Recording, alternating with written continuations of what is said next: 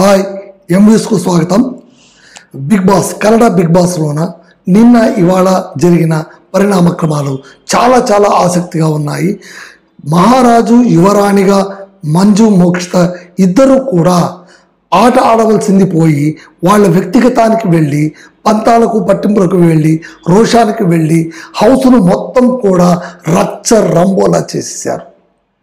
వాళ్ళిద్దరూ ఆడకపోవడంతో పాటు టీం సభ్యుల్ని కూడా గందరగోళంలో పడేశారు.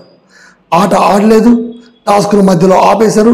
క్యాప్టెన్సీ టాస్క్ని మొదలు పెడితే టాస్క్ను మధ్యలో ఆపేశారు. ఫలితాలను విడుదల చేయలేదు. దీంతో బిగ్ బాస్కు కోపం వచ్చింది. మరి బిగ్ బాస్ ఏం చేశాడు, వీళ్ళిద్దరికీ ఎలాంటి శిక్ష విధించాడు, ఇవన్నీ చాలా ఆసక్తికరమైన అంశాలు ఇప్పుడు మనం మాట్లాడుకుందాం. అంతకుముందు మీరు నా ఎంవిఎస్ న్యూస్కు దయచేసి సబ్స్క్రైబ్ చేయండి, షేర్ చేయండి, లైక్ చేయండి. మీరు షేర్ చేసి సబ్స్క్రైబ్ చేస్తేనే నాకు ఈ ఛానల్ కాస్త ముందుకు వెళుతుంది. Then coming to the point, నిన్న బిగ్ బాస్ హౌస్లో ఏం జరిగింది? బిగ్ బాస్ హౌస్లోన మహారాజు యువరాణి వీళ్ళిద్దరితో బిగ్ బాస్ సామ్రాజ్యం నడుస్తూ ఉంటుంది. అక్కడ సభ్యులు కూడా రెండు విభాగాలుగా విడిపోతారు. మోక్షిత వైపు కొంతమంది, యువరాణి వైపు కొంతమంది, మహారాజు వైపు కొంతమంది. అక్కడితో ఆగిపోదు. అక్కడి నుంచి అసలు ఆట మొదలవుతుంది. ఏంటి అసలు ఆట అంటే టాస్క్ మొదలవుతుంది. అసలు ఈ టాస్క్ మొదలు కాక ముందు కూడా యువరాణి ఎప్పుడైతే సీన్లో ఎంటర్ అవుతుందో అక్కడి నుంచే గొడవ మొదలవుతుంది. అక్కడ అధికారం కోసం పాకులాట. ఎందుకంటే బిగ్ బాస్ యువరాణి మోక్షితను కాన్ఫరెన్స్ రూమ్లో పిలిచి చాలా స్పష్టంగా చెప్పింటారు, మీరు ఈ ఇంటికి యువరాణి, ఏం చేయాలన్నది మీకు వదిలేశాం, మీకోసం బయట ఒక సింహాసనాన్ని కూడా ఏర్పాటు చేశాం, మీరు మీ సభ్యులతో కూర్చొని మంత్రాంగం చేయొచ్చు అని చాలా స్పష్టంగా ఆదేశాలు ఇచ్చారు. అయితే ఇక్కడ మోక్షిత ఏం చేస్తుంది, తాను క్యాప్టెన్సీ రూమ్లో వెళ్ళడానికి ప్రయత్నిస్తుంది. క్యాప్టెన్సీ రూమ్లోకి వెళ్ళడానికి ప్రయత్నిస్తే అక్కడ మంజు మహారాజ్ అడ్డుకుంటాడు. టాస్క్ వేరు, ఆట వేరు, క్యాప్టెన్సీ వేరు. ఈ వారం వరకు ఈ గదిలో నేను ఒక్కనే ఉండాలి, ఇంకెవరు రావడానికి వీల్లేదు అని అంటారు. అలా అన్నప్పుడు వాళ్ళిద్దరి మధ్య గొడవ జరుగుతుంది, మాట పెరుగుతుంది. ఇవన్నీ కూడా అలాగే నడిచిపోతుంటాయి. సో ఇవన్నీ కాస్త పక్కన పెట్టేస్తే టాస్క్ మొదలైన తర్వాత కూడా టాస్క్ ఏంటి, 3 గొట్టాలు ఉంటాయి. గొట్టం నుంచి మట్టి ముద్దలు పడుతుంటాయి. ఆ మట్టి ముద్దల్ని చెరో టీం సభ్యులు ఎవరైనా ఒకటి తీసుకొని అవతల వైపు వేయాలి. అక్కడ విసిరేస్తే ఆ టీం సభ్యులు పట్టుకుంటారు. అక్కడ ఒక నమూనా చిత్రం ఇచ్చింటారు. ఆ నమూనా చిత్రంగా ఈ మట్టి ముద్దను తయారు చేయాల్సి ఉంటుంది. కాకపోతే ఇక్కడ టీం సభ్యులు కూడా ఎప్పుడైతే ఈ సంచాలకులుగా ఉన్నటువంటి మోక్షిత, మంజు ఒకరికొకరు వ్యక్తిగతంగా అరుచుకోవడం, వ్యక్తిగతంగా తిట్టుకోవడం, ఎమోషనల్ సెంటిమెంటల్ డ్రామా మొదలు చేశారో అప్పుడు సభ్యులు కూడా ఏం చేయాలో అర్థం కాకుండా ఒకరికొకరు పడి కొట్టుకున్నారు. ఫౌల్స్ అయిపోయాయి. ఏ ఫౌల్ను ఎవరు లెక్క చేయలేదు. అసలు మొదటి రౌండ్ ఫలితాలు కూడా విడుదల చేయడానికి అక్కడ ఎవరు సిద్ధంగా లేరు. దీంతో బిగ్ బాస్కు ఆగ్రహం వచ్చింది. ఆయన అందరినీ పిలిచి ఒకే మాట అన్నాడు, మీరు ఎన్ని ఫౌల్స్ చేశారు, అసలు మీకేమైనా అర్థమవుతుందా? ఇక్కడ మీరు నిలబడి ఆడుతున్న ప్రతి ఆటను మీకోసం ఆశతో లక్షలాది మంది ప్రేక్షకులు చూస్తూ ఉంటారన్న కనీస పరిజ్ఞానం లేనటువంటి మీకు నా అభినందనలు అని వ్యంగ్యంగా చెబుతారు. అంతేకాకుండా ఈ టాస్క్ను రద్దు చేస్తున్నాం, సో ఇద్దరు క్యాప్టెన్లు కూడా సంతోషించండి అని చెప్పి ఆయన ఊరికైపోతారు. ఆ తర్వాత మళ్ళీ మాట అనుకుని వీళ్ళిద్దరు కూర్చొని ఆంతరంగిక సమావేశం ఒకటి పంచాయతీ పెడతారు, ఎవరిది తప్పు ఎవరిది సరి అని. ఇదంతా అయిన తర్వాత మంజు మహారాజ్ టీం సభ్యులందరూ బిగ్ బాస్కు క్షమాపణలు చెప్పుకుంటారు, దండం పెట్టుకుంటారు.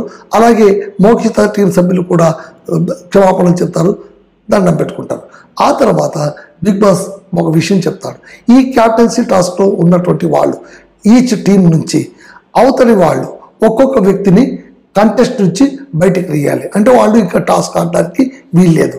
అలా అన్నప్పుడు మంజు మహారాజ్ రజిత్ పైన కన్ను వేస్తాడు. ఎందుకంటే రజిత్కు ఆయనకు టాస్క్లోన పెద్ద గొడవ జరిగి ఉంటుంది. ఆ గొడవను పట్టుకొని అతను ఏం చేస్తాడు, రజిత్కు అహంకారం ఎక్కువ, తనకు మించిన వాళ్ళు లేరు అని అనుకుంటాడు. మిగిలిన వాళ్ళందరినీ కూడా మనుషులుగా కూడా ట్రీట్ చేయడు. కాబట్టి అతన్ని నేను ఈ క్యాప్టెన్సీ టాస్క్ నుంచి బయట పెడతాను అంటారు.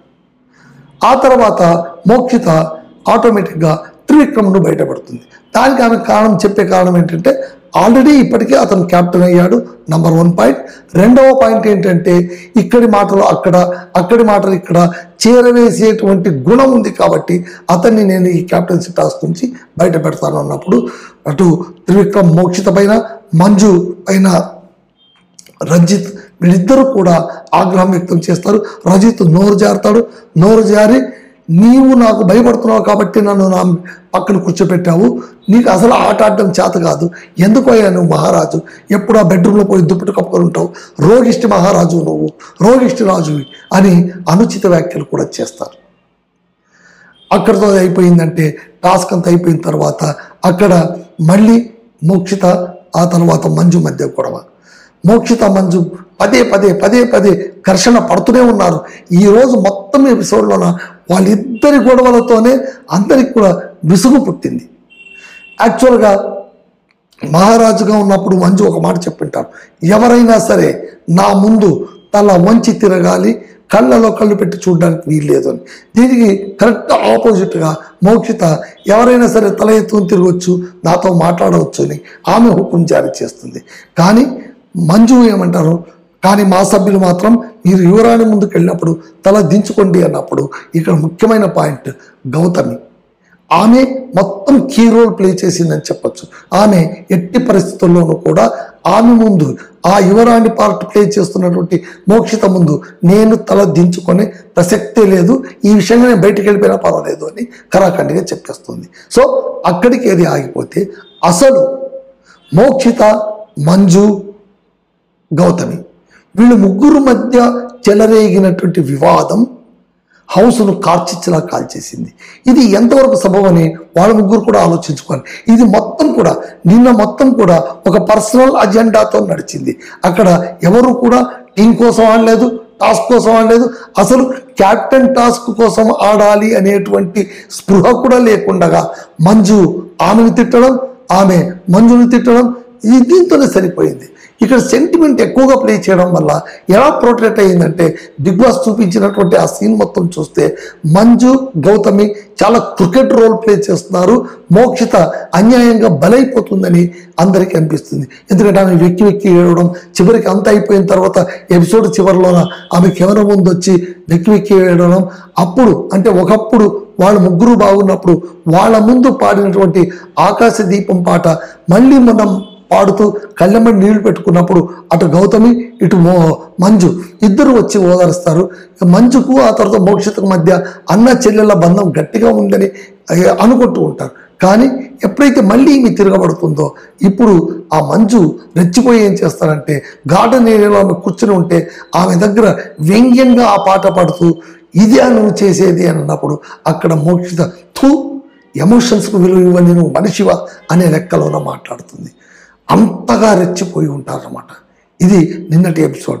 నిన్నటి ఎపిసోడ్లోన మా థర్స్డే ఎపిసోడ్లోన మొత్తం మీద కీలకంగా మనం ఆలోచించవలసింది ఒకటే, ఏంటి అంటే వ్యక్తిగత కక్షలు, వ్యక్తిగత ద్వేషాలతో బిగ్ బాస్లో ఉన్నామనేటువంటి ఆలోచన కూడా మర్చిపోయి ఆ ముగ్గురు చేసిన పనికి, ఎవరెవరు మంజు, మోక్షిత, గౌతమి, ఈ ముగ్గురు చేసినటువంటి ఒక దుందుడుకు చర్య వలన టీం సభ్యులందరూ కూడా బిగ్ బాస్లో ఉన్న వాళ్ళందరూ కూడా చాలా చాలా చాలా నిరాశకు లోనయ్యారు. హనుమంతు కూడా అదే మాట అంటాడు, యువరాణి యువరాజు వాళ్ళ మధ్యనే సఖ్యత లేదు, అన్న చెల్లెలు ఒకరికొకరు కూర్చొని మాట్లాడుకోవచ్చు కదా, మాట్లాడుకుని ఈ పెంట కార్యక్రమం ఏంటి మాకు అని ఖచ్చితంగా అంటారు. బిగ్ బాస్ వీళ్ళిద్దరిని తీసేయండి, తీసేసి ధనరాజును యువరాజ్ మహారాజ్ చేసేయండి అని వ్యంగ్యంగా కూడా నవ్వుతూ అనడం మనం ఇక్కడ చూస్తూ ఉంటాం.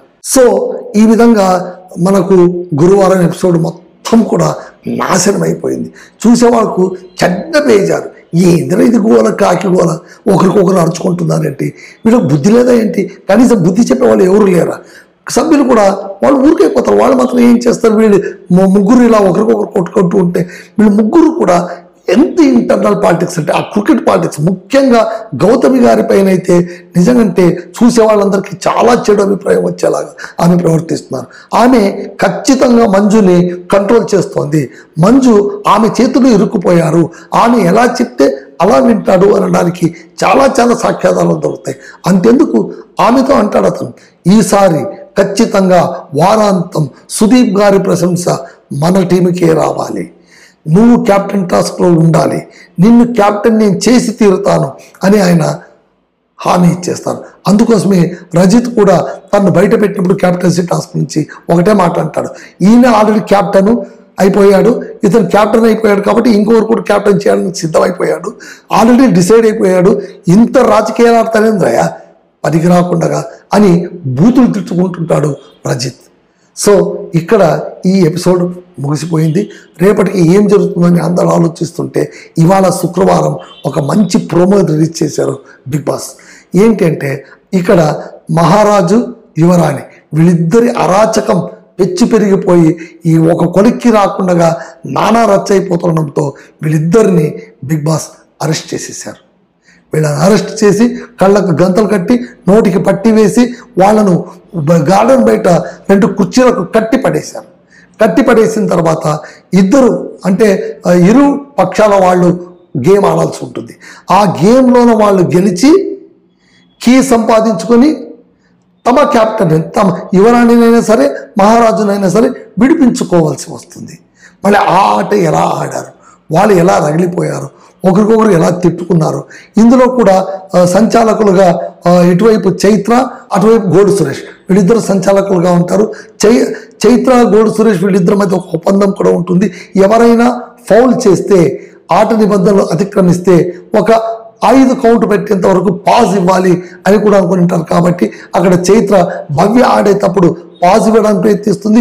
భవ్య బూతులతో నో మొయ్ అని గట్టిగా తిట్టడం ఇవన్నీ కూడా ప్రోమోలో కనిపిస్తున్నాయి. సో తలనొప్పిపోయి కడుపు నొప్పి వచ్చినట్టు ఈరోజు ఎపిసోడ్లోన ఇంకేమేమి నొప్పులు తీసుకొస్తున్నారో కూడా చూడాలి. ఇవన్నీ కూడా మళ్ళీ నేను చెప్తున్నాను చూడండి, వారాంతం సుదీప్ గారికి ఫుల్ ఫ్లెడ్జ్డ్గా మీల్స్ ఇవ్వడానికి రెడీ అయిపోయారు. మళ్ళీ ఆయన వచ్చి వీళ్ళందరికీ కూడా ఇండివిజువల్గా క్లాస్ ఖచ్చితంగా పీకుతారు. ముఖ్యంగా మంజు, గౌతమి, మోక్షిత వీళ్ళు ముగ్గురికి మాత్రం క్లాసు తప్పదు. ఎందుకంటే కేవలం ఈ ముగ్గురు వల్ల క్యాప్టెన్సీ టాస్క్ మొత్తం పాడైపోతుంది. ఎవరు వాళ్ళు ఆడట్లేదు, ఎవరిని ఆడనివ్వట్లేదు. మీ పర్సనల్ ఎమోషన్స్తో మాకేం పని? అదేమైనా ఉంటే హౌస్ బయట చేసుకోండి. హౌస్లో ఉన్నప్పుడు మీరు కంటెస్టెంట్లు అంతే, హౌస్ సభ్యులు అంతే. హౌస్లో ఎలా ఉండాలో అలా ఉండడం మీరు నేర్చుకోవాలి అని చూసిన ప్రతి ఒక్కరూ కూడా అనుకునేలాగా వాళ్ళు ప్రవర్తించారు. సో ఈరోజు ఏం జరగబోతుందో చూద్దాం. చూసిన తర్వాత ఖచ్చితంగా నేను మీకు అన్ని విషయాలు ముందుంచుతాను. కొంచెం గొంతు సరిగా లేదు కాబట్టి కాస్త వాయిస్ సరిగా వినిపించలేదు, సర్దుకుంటారని నేను అనుకుంటున్నాను. ఇది ఇవాల్టి ఎంవ్యూస్ అనాలిసిస్ అబౌట్ బిగ్ బాస్. ఇది రియల్ టైమ్ రివ్యూ. సో మీ రామదుర్గం మధు సైనింగ్ ఆఫ్.